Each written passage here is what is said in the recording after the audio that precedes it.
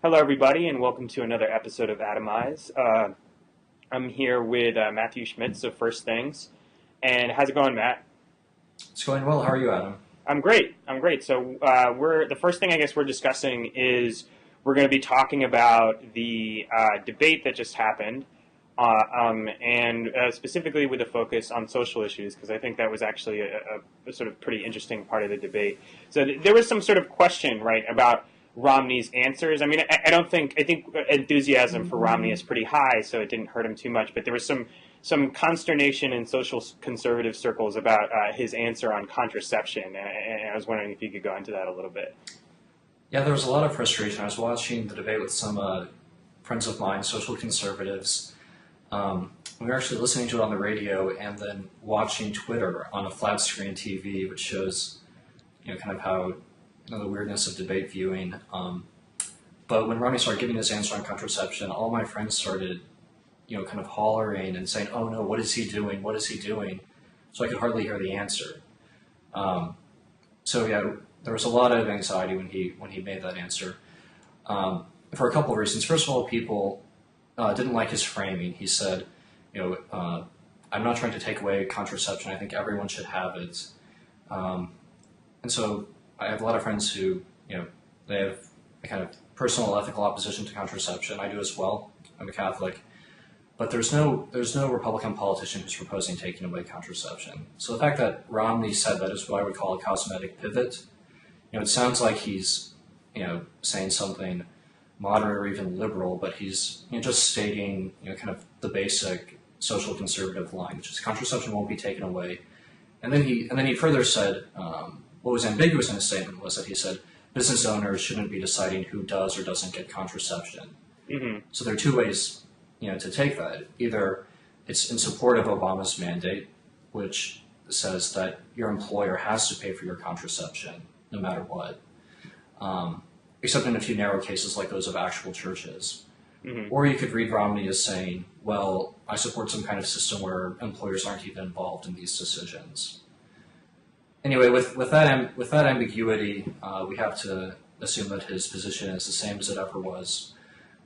So if you were thinking about, supporting Romney, Adam, I'm guessing that, you think contraception should be readily available, to Mm-hmm. people who want to use it. I don't think on the basis of that answer you should, switch your support to Governor Romney on that issue. I don't think he made any accommodation. Yeah, no, I don't think he did either. I mean, I thought it was interesting because, obviously I'm a big fan of contraception. I don't, the compromise. So there was this issue with the contraceptive mandate, or with the insurance mandate, and so we don't need to rehash the whole thing here. But basically, the Obama administration was sort of making sort of coverage for contraception mandatory, and in cases where there were sort of religious institutions that might not want to pay for it, he said, well, the insurance companies have to pay for it, but there's still, I think, some religious objections to the mandate, even if it's fulfilled that way. But I think you're right. I mean, if you're in a I think if you really care about that issue, there's no reason to switch your vote either way. I don't think Romney really changed his position. I think he moderated his tone in a way that, if you were someone who was thinking of voting Romney but for this, you might give him another look. But I don't think his position's really changed. I think that, Peter Suderman wrote a piece for Reason a while ago about how Romney's shifting positions can be explained by his sort of business consultant culture, and he sort of gives the client whatever they want. So when it's moderate Massachusetts, he's a moderate Republican. When it's, the conservative Republican Party of today, he's more conservative. And I think if you're looking at it like that, ultimately, if Romney's serving the client, I think he's going to be fairly, he's going to be identifiably on the right when it comes to contraception. What I thought was interesting, and I'm sure you noticed as well, was that he very much lacked the sort of full-throated religious freedom defense that I think Rick Santorum was really vocal about during the Republican primary, which is that this is an attack on religious freedom, sort of war on religion, so to speak. Were your friends disappointed that he didn't actually invoke that argument? Yeah, I certainly was. I think that those arguments can be winning ones. What's not a good argument is to go out there and say, oh, contraception is bad. I mean, this isn't an issue that's helpfully cast into the electoral race. The issue of whether or not people are using contraception. You say you're a fan. I think probably most Americans are. But one thing that one kind of rhetoric that actually does help kind of build a consensus around this issue is that defense of religious freedom. So it's unfortunate he didn't offer that, but so it goes. I wonder, Adam, if you saw Romney just this week came out with an ad in airing in a few of the swing states, I think maybe Virginia and Ohio, I'm not sure.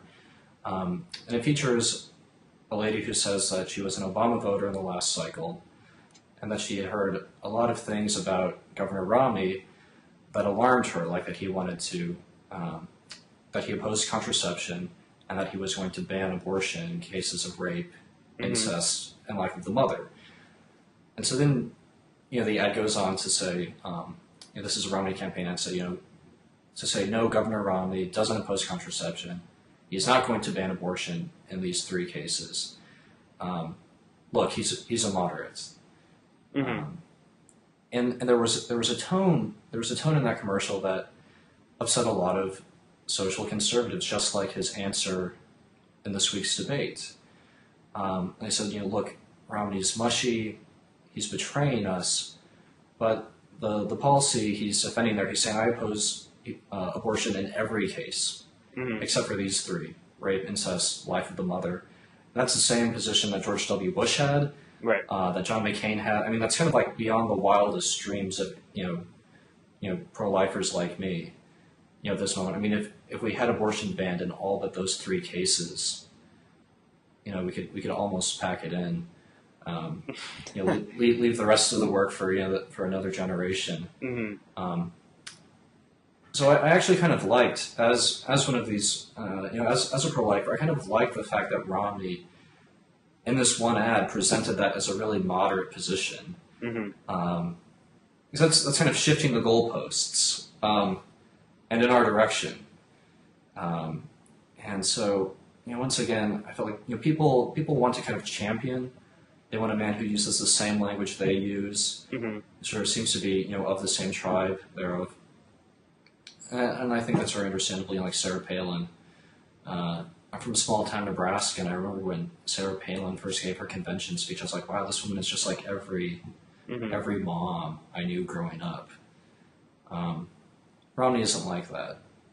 But there are some things, just by portraying what's a pretty, thorough pro-life view as this kind of mushy moderate view, I'd say maybe he's doing us a favor.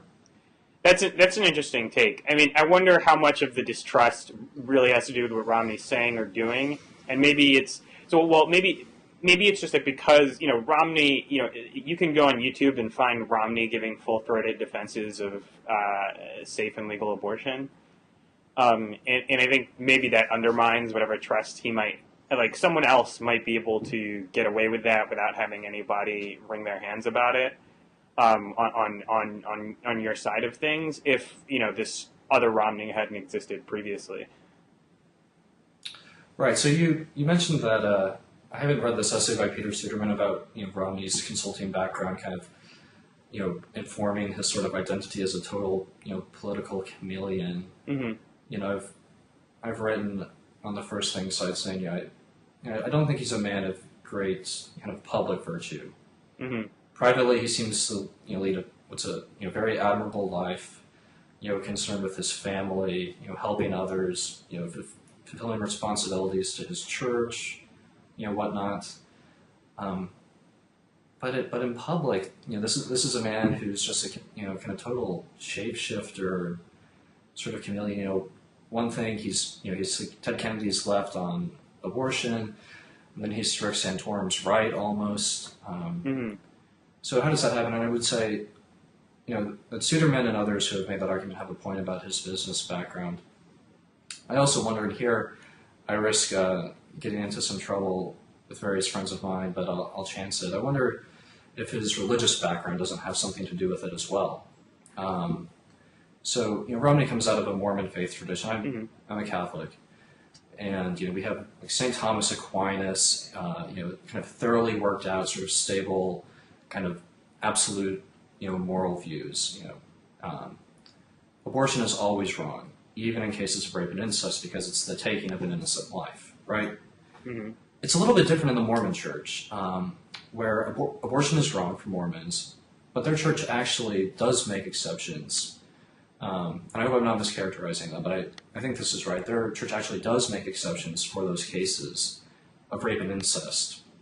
And that's very odd. I mean, that's a kind of smart, policy accommodation, right? It's a sensible political compromise. But in terms of a faith's ethical teaching, it's sort of strange that there'd be these little exceptions, carved out.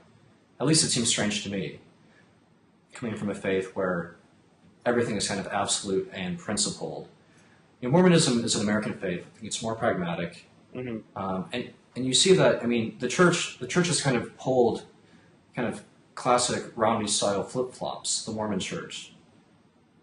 So up until the 70s, there were restrictions on kind of levels of ordination and honor that could be received by Black Mormons. Mm-hmm. And then the prophet received.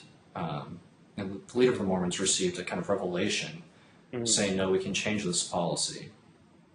But there wasn't any explanation for that change beyond the fact that he'd received a revelation. Mm-hmm. Whereas, if a Catholic... Well, there was also that larger cultural context of, legalized racial discrimination being dismantled in the United States, which I think was probably a big influence. Yeah, it's a pretty necessary... condition for what happened. But let's say that the Catholic Church faced a similar situation as it has, where there's kind of a cultural shift, and you say, how can we accommodate ourselves to it? If Pope wanted to change something, he'd have to dig back into the sources of the faith and try to show how this was absolutely consistent with what went before. Mm-hmm. It wouldn't be sufficient to say, God told me to change, and so we've changed. Because there's a kind of insistence in Catholic faith and in Christianity more broadly that everything we're doing now is consistent with everything we did before. Mm-hmm. We can offer very subtle reasons for why that is, and people like you might look at us and say, "All right, you guys are, you're trying," and but we would certainly make that effort. Mm-hmm. And it's less necessary in Mormonism. So I think there's something with Governor Romney with his shifting positions that kind of reflects the way that Mormon doctrine has developed, actually. I don't know too much about Mormon doctrine, so I can't comment on that in particular. I do think. I do think there are reasons. So, I mean, you mentioned that the sort of exception for, rape and incest stuff is someplace where Romney is strategically portraying it as a mushy middle in order to, he's sort of actually moving the Overton window right. I think, honestly, the truth is that I think liberals like fighting on that battleground too, because as you point out, there's there's a religious belief that life begins at conception, and therefore any kind of exception for abortion doesn't make sense because you're taking a life. But the sort of squeamishness, I think, about supporting an absolute ban on abortion that covers that stuff, I think it wedges things a little bit. And in the sense that if you're thinking that, then you're sort of admitting, that deep down you don't actually, if you don't support an absolute ban, even in those circumstances, you're sort of admitting that it isn't quite a person, or that there's more ambiguity there than the sort of a fetus is a fully fledged human being point of view. And so I think, to a certain extent, I think that's why the rhetorical battle is always there, because I think it contains a rhetorical terrain that I think both sides actually feel pretty comfortable fighting on. Right. So, why do you think social conservatives, people with views like mine, why did we run into all this trouble with the Jimmy Akin thing? With there's no need for abortion in cases of rape because women have a way of shutting that down. Why was this such a kind of firecracker? Kind of, I think just explode in our faces.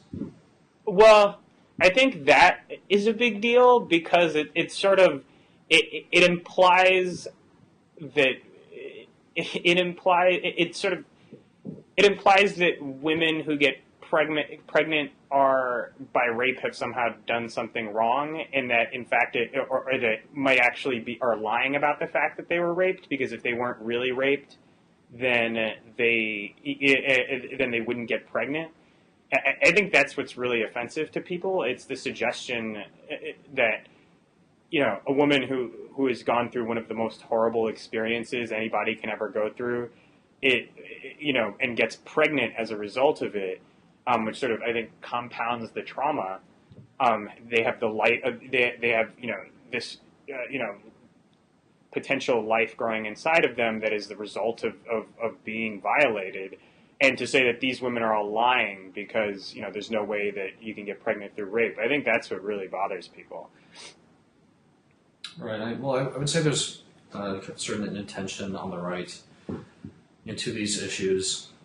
You know, terms you might be familiar with, like, you know, kind of mansplaining, or sort of maybe a kind of more qualified understanding that there is a kind of rape culture that exists in certain places, you know, at least in certain communities, where this is kind of, you know, celebrated and you know, kind of destroying the dignity of women. You know, I think there's more room. In many ways, it's an uneasy fit, but I think there's probably more that the right could do. You know, to think about these feminist concerns. I think if we did do some of that, it might, you know, we might have been a little bit more inoculated from this kind of situation that we faced with Aiken. I mean, another problem is just a lot of religious leaders here in the country, you know, have a kind of distrust of the scientific establishment. That's what we saw with Aiken. You know, coming out of debates over, you know, creationism, evolution, intelligent design, global warming, and so, you know, if people don't trust science, they kind of adopt their own sort of home-cooked theories for, you know, how the human body works. That could lose us some Senate races. Not that electing Republicans is the most important thing. Well, I'm also interested. What did you think of, you know, the overall debate? I mean, I actually, you know, I was among those liberals who thought that Romney really, you know, decisively won the first debate, but I also think he lost the second, though not by as wide a margin that Obama lost the first debate. What did you think? I think that's exactly right, and I think Obama will win the third debate. Why is that? Romney has structured his campaign, at least his primary campaign, in part around a critique of Obama that charges the president with going on an apology tour, touring the world, and saying he's sorry for America. Romney's campaign memoir was called No Apology or No Apologies. And this is just a lie. I mean, Obama hasn't apologized for America. When the Benghazi attack happened, the reason that Romney continues to be flat-footed on that is because he's reading foreign policy through, you know, a crazy lens. He's kind of taken this idea that Obama wants to apologize for America, and he's actually, I think, making decisions based on it. They don't really accord with reality. So when he, you know, criticized Obama, you know, the day of the attack for kind of issuing this statement, was supposedly apologizing for the video, though I don't think the statement actually did apologize for the video. You know, there was no "we're sorry, we apologize." It was an expression of sympathy, but it wasn't really of sympathy with the people who were offended. But it was issued before the attack, and it wasn't really an apology. Right. So there might be something behind this whole kind of claim. I mean, you know, what is diplomacy? Is diplomacy a kind of, you know, when do we need to be conciliatory? When do we need to be confrontational? I don't think that, you know, the way forward is, you know, probably kind of going around the world trying to be assholes to everyone. You know, but there are moments to stand tough. So that's kind of the question. But I would just continue to say that, you know, I think Romney has really kind of picked a bad horse on his foreign policy critique of Obama. If you're going to try to run to the right of the guy who killed Osama bin Laden, which is hard to do. You're going to have a tough time. Well, And I so think... Sorry, go ahead. No, please. Oh, no, I was just going to say, I think, there is, Obama does have, a more conciliatory tone, I think, in some ways than his predecessor, but that's been combined with, a, really high level of comfort with the, gratuitous use of violence around the world. I mean, so, Obama does a lot of "we feel your pain," and then he sends flying robots, into your skies to fire missiles at people he thinks are bad guys. So, right. there's this focus on the Romney campaign is almost entirely focused on the need for more strongly worded press releases, as opposed to sort of reality of Obama, which is conciliatory rhetoric masking an extremely force-heavy foreign policy. And I think it's I don't know. I think some people find that shocking. I actually think I thought Obama was further right than people were assuming on foreign policy. Even when he was running for office, there was a sort of idea of him as a peacenik because of all these civil liberties critiques. But if you go back and you look at his convention speech, particularly the sections about Osama bin Laden, there is, he's basically saying, I'm going to figure out smarter, more focused ways to kill people than George W. Bush. And he's really, kept that promise, I think, in ways that have really made liberals uncomfortable because it sort of vests all this power of life and death, within the executive branch in a way that's impossible to check. And, if you look at the numbers and the reports from across the world, has resulted in, a non-trivial number of dead people who haven't done anything and don't want to harm the United States. But it's Romney doesn't have a moral critique of Obama's foreign policy that deals with that actual, the actual reality of Obama's foreign policy. It sort of only takes, rhetoric, does he say terrorism enough? Does he say Islamism enough? Is he, saying enough things that, quote unquote, stand up for our values while ignoring the extremely aggressive, prong of what he's actually doing? Right. I mean, there was once a conservative critique of, first of all, of foreign interventions, Clinton and Bosnia. I think Ross South had pointed out on Twitter that, Romney would have had more to say about Libya in the debate if it were, kind of possible on the right to, critique that intervention. Mm-hmm. I don't have any firmly settled opinion on it myself, but I think it's a bit odd that, there's no one kind of in the political mainstream who's willing or able to offer a critique of this. Yeah, I mean, if Obama was a Republican, most of the Democratic Party would be critiquing him, but because he's a Democrat, there's a left wing of the Democratic Party that is very critical of him, but who doesn't have really a voice in government in the same way. Right. But we should. Well, speaking of Obama and Romney, you brought up earlier. You wanted to talk about the sort of the question of who is best qualified or best equipped to help rescue the American economy. And you pointed me to a piece by a Business Insider that was sort of making the argument that Republicans are sort of so intransigent towards Obama that the best case for economic policy that can accelerate the recovery is to have a Republican president that a Republican Congress will actually work with. Is that right? Right. So I have, the House GOP caucus has changed in the interim, but in 2002, 2003, I was a congressional page. So I saw, that's when Tom DeLay was the majority leader, leading the Republicans. George W. Bush was president. That's when they passed Medicare Part D. So I don't kind of have an idea of the, of Republican politicians as, necessarily supporters of balanced budgets or of austerity. Right. When they're in power. And I myself am, I consider I'm from Nebraska, kind of identify with the political tradition of William Jennings Bryan. Mm-hmm.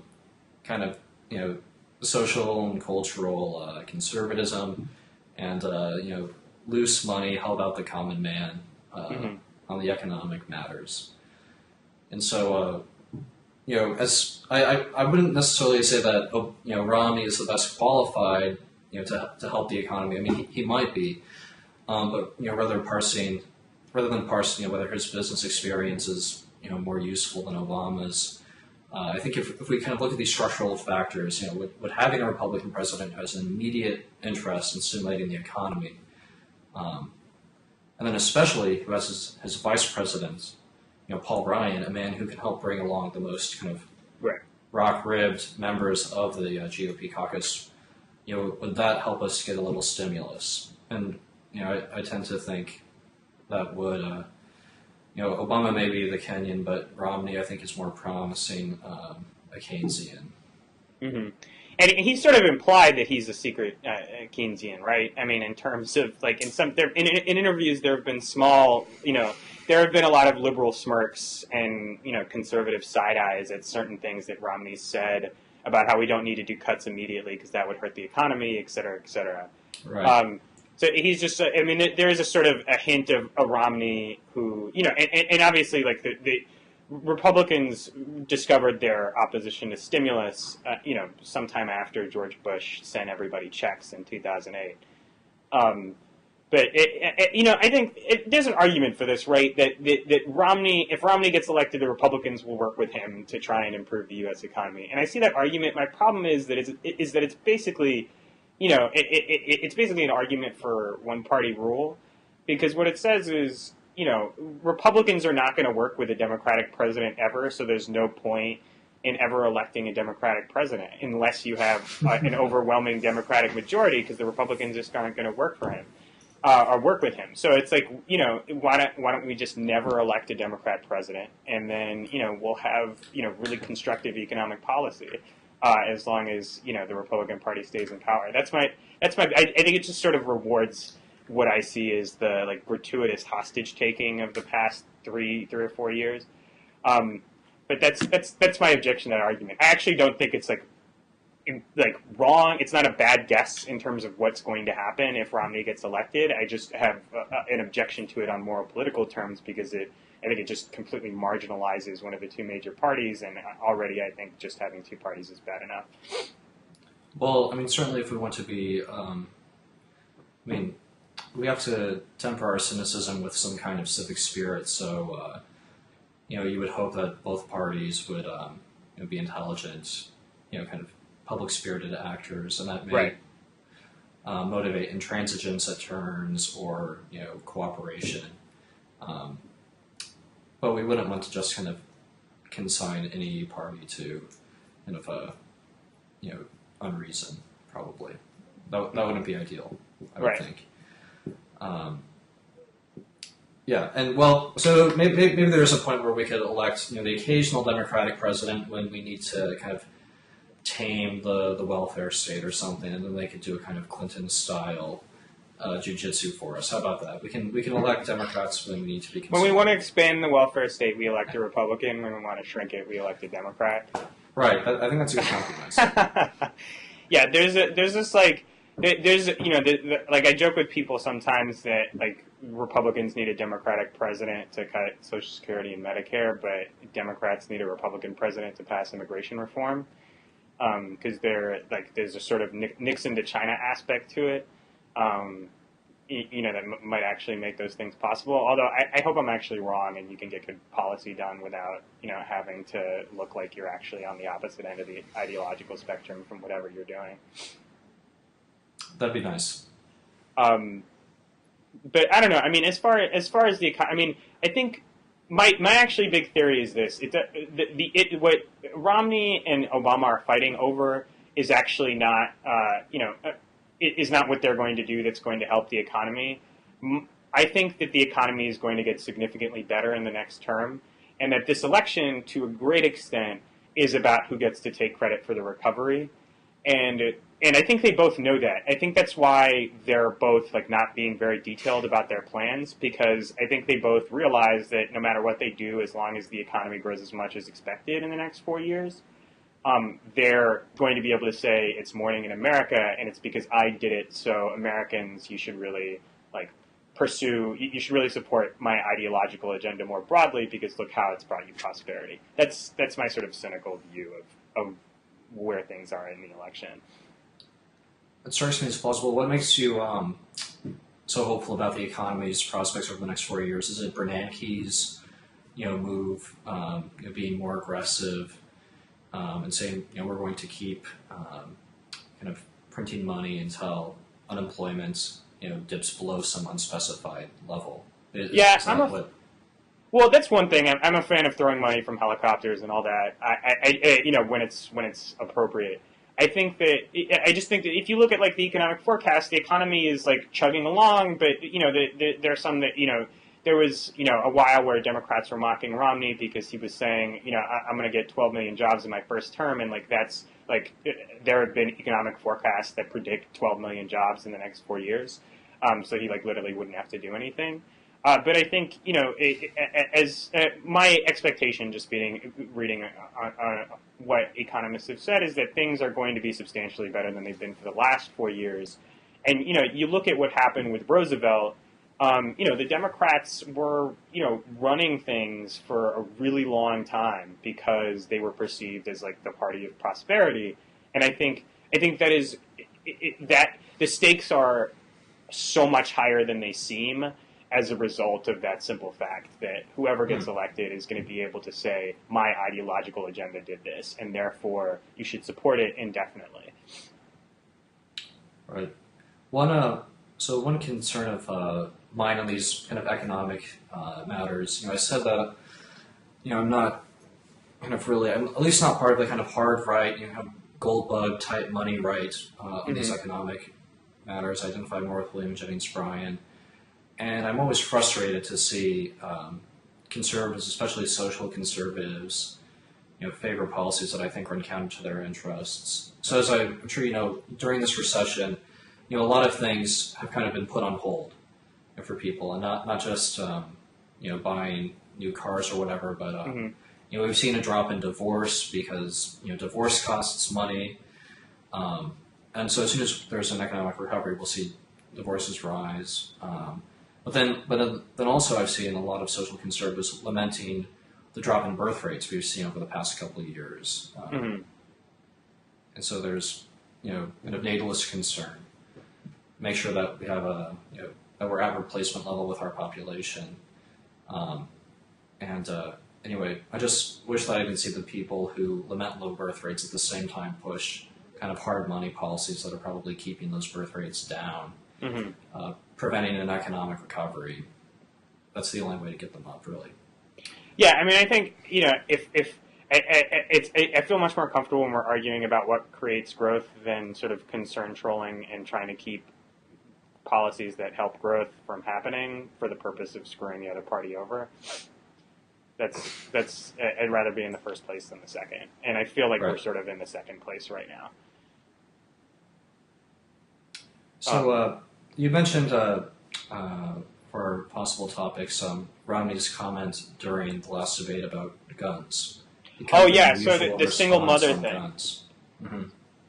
So I thought this, I wasn't quite as offended as a lot of other people about the single mother thing, but I did think it was kind of a weird answer to the question of gun violence. It's a very sort of roundabout thing to say, well, if we want to stop gun violence, we need to have fewer single moms. And I think it's really weird because, a lot of times it's not like, mothers choose to be single. I mean, either the father is not taking responsibility or he's simply not a suitable mate and not someone who should be taking care of their kids. But, I do think, like, there is a huge relationship between violence and single parenthood, and I think it has a lot to do with the drug war.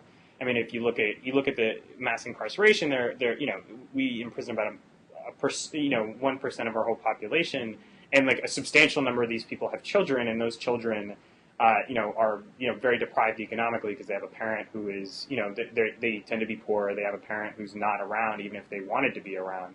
I mean, I think there's like. There is a connection. There's like a connection between those two things, but I don't think like when someone asks about gun control, you can make the argument that more gun control laws would not substantially the empirical argument that tighter gun control laws would not substantially reduce the number of gun-related homicides.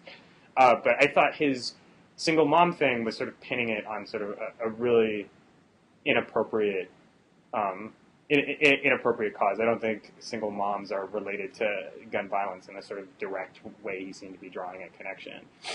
And the other thing that occurred to me was that, I'm not, I may be sort of culturally more conservative than some of my, liberal colleagues on this, but I do think that two parents are better for a kid, and this is sort of just out of personal experience. I got into a lot of trouble as a kid, and I was in a youth program, and it was not lost on me that, I was the only kid in the I think, if not the only, one of the very few kids in the program who had two parents and therefore had much less of an excuse to be there than everybody else. And I do think it does help a kid to have two parents in the house, two breadwinners, two people to help explain life, help them make decisions. I do think it's important. But I also think, if you're concerned about kids not having two parents, then, you should, that's a really great reason to support same-sex marriage so that, kids can have two parents. I mean, I'm not wedded to, two parents for me I'm not wedded to two parents being a mother and a father. The idea of kids having two dads is fine with me, simply because I do think that it's better for the kid to have more than one parent around. Right. Sorry, that was a big spiel. Yeah, well, before looking at the issue of same-sex marriage, I think it's worth focusing on the kind of communities you were talking about at first, where we have very high incarceration rates, for black males especially. All these issues where there's just a lack of concern, broadly about how can we actually reintegrate these people into the community, reintegrate them into their communities. Yeah. Say after they commit crimes, how many of these, offenses, really should be, penalized in the way they're, what they are being, these kind of minor drug offenses and things where people are being locked away for massive amounts of time. There's just a real, I think Americans kind of tend to view the criminal justice system as something off of Law and Order. Mm-hmm. Where there's kind of really understanding cops. Right. The cops on Law and Order are the most understanding, sweetest people I've ever seen in my life, and not like any cops I've ever met. Not that all cops are bad, but I'm just saying cops tend to be pretty confrontational. They're not the most empathetic people in the world often. Right. That's not where their incentives lie, certainly.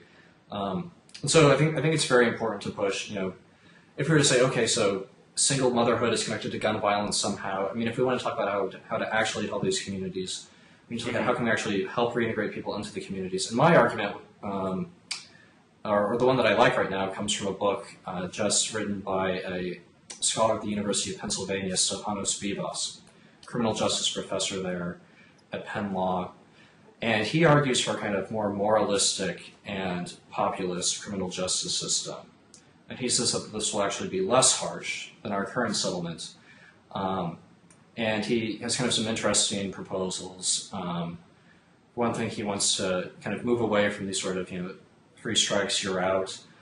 He wants to, have it be so that, the victim and the offender, confront each other. There's more of a chance for apology. He kind of shows how this was more common during the colonial and revolutionary era. And because of the high volume, we've had to move away from that.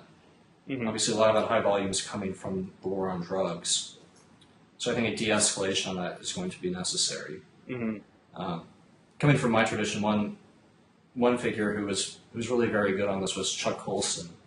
Yeah. Who just passed away this year. Yeah. He sort of devoted his life to this after the whole Nixon thing. He sort of came out and was like, he was like really heavy in promoting a religious role and sort of re-entry and helping rehabilitate former. So obviously there are things there that kind of more liberal or secular people would object to in these prisoner kind of re-entry programs trying to reduce recidivism. Mm-hmm. Obviously you can't. At least I, as a Christian, wouldn't want to be giving people, and as an American, I wouldn't want to kind of align religious incentives with criminal justice incentives where people need to convert if they want to get out or something, right?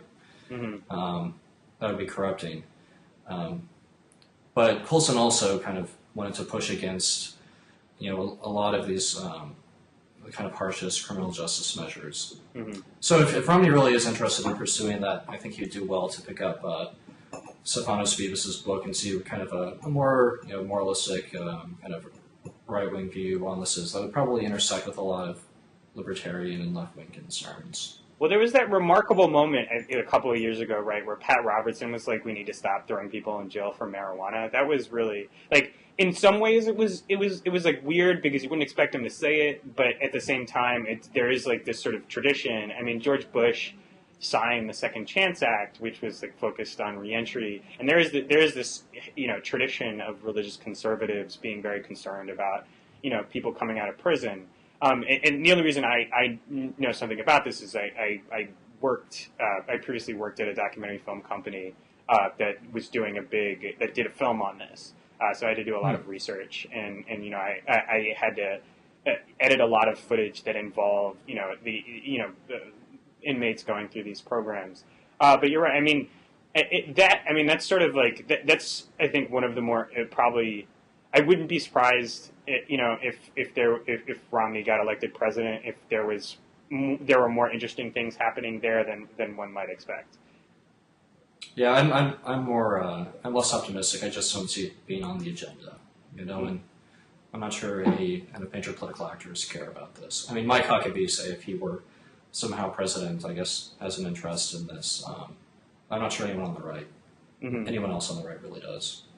Well, Norquist there's been sort of like Norquist a few, I think it was maybe last year or this year, he was part of a press conference with the NAACP endorsing this report that was like, this is how we need to end the war on drugs. It was pretty interesting. I mean, there is some small government, there are a few small government established small government types who are getting interested in this. There was some Mitch Daniels in Indiana was trying to he sort of got hemmed in by Democrats and Republicans in his own state who are sort of obviously the lawyers and police are very powerful and they're not as interested in reforming the criminal justice system, and so he wasn't quite as successful, but he did try.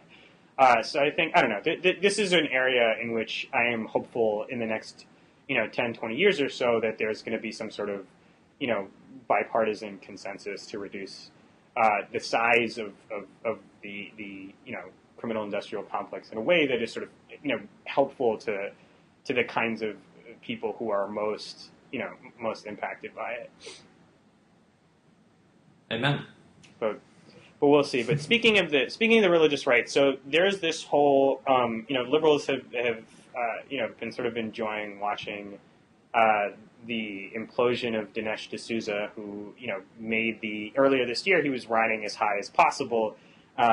He had created his documentary was the highest grossing conservative documentary ever, and I think it's maybe the highest grossing. Is it the highest grossing ever after Bowling for Columbine or something? I think it's after Bowling for Columbine, or he may have even. I think he surpassed Fahrenheit 51, but it was very, very successful. Obama's America 2016, much to the outrage of liberals, and I really, really hated what he was doing with that film. Have you seen it? I haven't seen it. I've read a million reviews, right, but I have not seen it. And I know that his basic. I read his original Forbes article that it's based on. I referred to it as highbrow birtherism, but it's. I think that's right. Well, so now he's just like he apparently brought some woman who he claimed was his fiancée to a Christian gathering, even though he's married, and apparently she's also married. And the result is now that he's resigned from being president of King's College, and it's just sort of a huge fiasco. And so, but what's interesting about it is that you obviously have a better lay of the land of the religious press than I do, but this is something that came out of right-wing publications, correct? Right. It was published by World Magazine, and this whole kind of landscape here that's very complicated. Actually, the author of the article, Warren Cole Smith, I first met at King's College, which is located in the Empire State Building about 20 blocks north of where I'm speaking from here in Manhattan. And so Warren Cole Smith used to work at King's College along with the publisher of World Magazine, Marvin Olasky. And Olasky's an interesting character in his own right. He was played a role during the Bush years, kind of helping, elaborate a compassionate conservatism. So he played a role there. And then he was the provost of King's College. So Lasky left, and I guess Warren left sometime after him. So there's that kind of background. But I think the story holds up. I don't think any of this kind of undermines the credibility of the story. I mean, my kind of glancing acquaintance with the author of it, Mm-hmm. I doubt he would tell tales out of school. Mm-hmm. So I guess the interesting question, Adam, is why is this the downfall of D'Souza? I mean, I'm glad. I'm someone who thinks that upholding Christian ideals of marriage, just as I'm sure a Jew would think religious Jew upholding Jewish ideas of marriage, that's important within their community. So I'm glad to see King's College respond to this by asking their president to resign. It's an important matter. I mean, if they aspire to be a Christian college and not just a Republican one, Right. then these things have to count. But there's a false. There's one of the Ten Commandments has to do with adultery, right? But it seems like there's another one of the Ten Commandments that's about bearing false witness, Mm-hmm. which would include kind of libeling man's character and saying that Obama is this kind of post-colonial. Whereas I mean, I think if you want to try to go in and pick apart D'Souza's arguments, he could probably defend all these narrow points. But the picture itself is, it's an absurd caricature, and you would hope that would have been disqualifying Mm-hmm. for holding a college presidency, and it wasn't. So this comes late. Let's say it's a shame that it had to come this way, and it wasn't the previous breaking of that other commandment that kept D'Souza from filling this kind of important role in the evangelical world. Mm-hmm. A lot of hysteria about Obama. Mm-hmm. I don't know. There have been a couple people who've said it's sort of people. I've known a couple people who've said, well, I don't want to take pleasure in anybody's misfortune, but this can happen to a nicer guy. And I think there's a particular way in which D'Souza, in particular, really scratches behind, itches behind liberals' eyeballs. And for me, this whole thing, he is a person of such extraordinary malice, personal malice. I mean, you go back to his history, he's he was at Dartmouth, he was outing gay students at a time when it really was, not particularly safe to be gay. And it was just it was the kind of thing that could, today people are so much more accepting. Even I don't have a good sense of how radioactive it could be for someone to have to try and explain to their parents, and I'm straight, obviously, but I don't, what I'm saying is I'm not old enough to remember how, scary it would be to be outed by someone, and he just sort of did it because, he didn't like gay people when he was in college, and then he moved on, and he's just he is of all the religious right figures, he is one person who I think has offered some of the nastiest, arguments that I think I've ever heard in my life. I mean, there was his book being the only reason 9/11 happened is because all these liberals and their sexual liberties. He actually blamed the Abu Ghraib scandal on the sexual liberalism of the left. I mean, so for him to not only sort of face this downfall, but to face it, compromising the values that he was purporting to uphold while making lots of people's lives miserable, I think has, a certain poetic justice to it. Yeah, well, I would hesitate to kind of directly judge, Mr. D'Souza, but you're a better person than I am. I come. We'll see about that. But I come from small town Nebraska, like I've mentioned a few times. I guess this is one of my themes as Flogging Heads. It's a very conservative religious place, and say, had I gone to college and discovered that I had same-sex attractions, that I were gay, and then I was outed to my parents, that would have been devastating. I hope that I would have still somehow had the courage to, live according to the Christian call to chastity, sex only within marriage between a man and woman. Mm-hmm. but I have no reason to think that I would have that kind of commitment to my faith, which I hold very, very easily. I'm just a white straight guy. It's not that hard to hold the kind of conservative moral views that I do. So yeah, if Dinesh did that, I mean that's just horribly nasty, and it'd be devastating for many students still today. I know this happens accidentally. I think Mark Zuckerberg is the most recent person to out gay students to their parents by accident through Facebook. People being added to Facebook groups. This just happened at the University of Texas for the queer chorus, and then parents were sent notifications of this. Oh man, and that's a tough road for those students, to be sure. There was this whole kind of odd argument. There was this whole sort of odd feature of Dinesh's career where he has this book kind of blaming the left for these terror attacks, which in a way which justifies the terror attacks. Kind of seems to make an apology for them, kind of apologetic read of why these people attacked America. They actually did have a reason. And then to say that Obama is guilty of that kind of thing when he just published a book doing it, it's a little bit irregular. Well, certainly the Abu Ghraib scandal does. I mean, I'd love to read a kind of article, somewhere kind of, media criticism, some kind of theoretical view on the ways in which the Abu Ghraib scandal does intersect with our pornographic culture. With these pictures taken, in the prison. But I doubt that any party or any part of the political spectrum is to blame for our pornographic culture. That seems pretty pervasive and endemic. Well, sexual humiliation is really old in terms of a form of torture. I mean, it has to go. I mean, it's ancient. This idea of stripping people naked and in some way it's pretty harrowing to think back to that stuff. But and certainly I think the reason why I would hesitate to say that it's related to pornographic culture is that it really goes back so far, this idea of humiliating someone through sexuality as a form of torture. Right. Yeah. Just power and sex. Sure, I'd be happy to agree with that. There's nothing.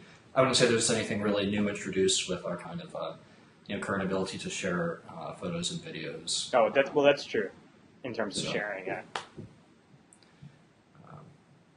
But I guess so. I mean, what do from someone who sounds like they've been pretty critical of D'Souza for a long time, what do you think his appeal was? In the religious right, that he was such a he was a pretty he was pretty up there in terms of stature.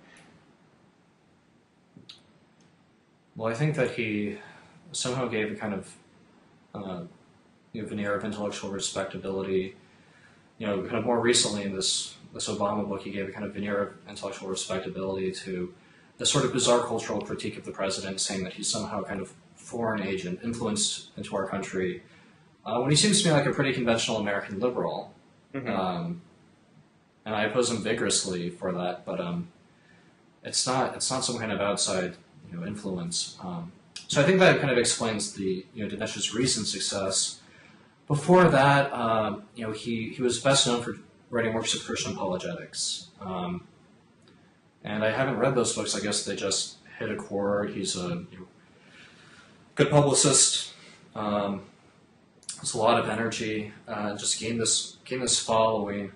But there is, I think that people, they kind of are drawn to the idea of a gadfly. I mean, people, on my side of the aisle, kind of feel very much the sort of exclusion from the kind of centers of power from the Ivy League. And so if you have a guy who he went to Dartmouth, he was an undergrad there, he was kind of casting down the idols, sicking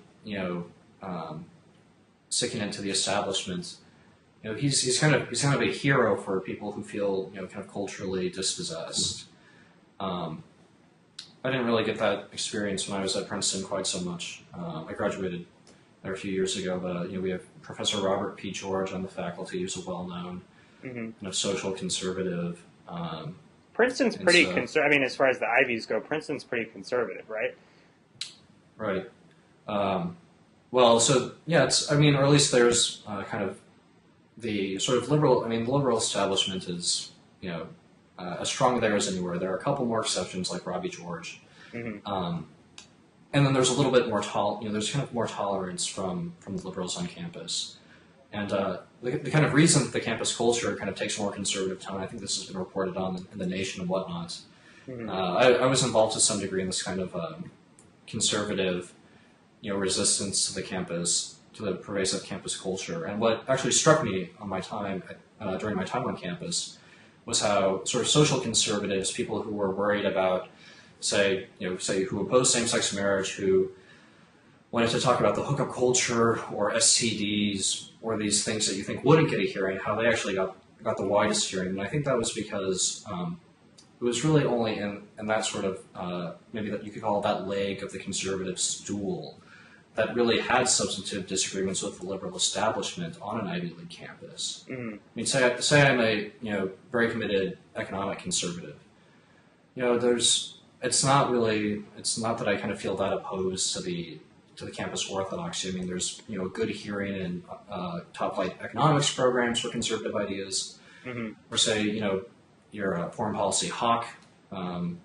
It's not like those people aren't represented, at least to some degree, in international relations faculties. And so it's really these kind of social conservatives who they were the most heretical and,